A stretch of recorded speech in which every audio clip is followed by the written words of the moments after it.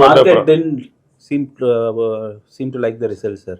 மார்க்கெட்டுக்கு ரிசல்ட் பிடிக்கல. ஏன் பிடிக்கலன்னு சொல்லுங்க.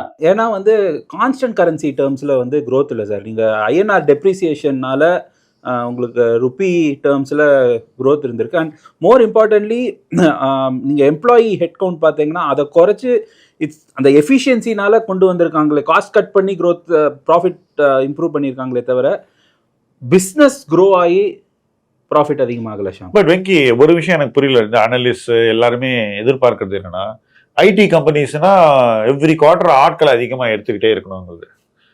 ஸோ என்ன பொறுத்த மட்டும் இன்னைக்கு நீங்க 2% தான் க்ரோ பண்றீங்க. கரெக்ட்.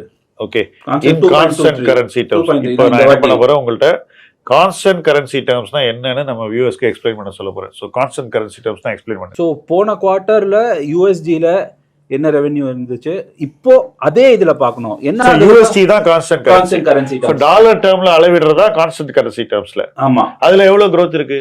2.2%.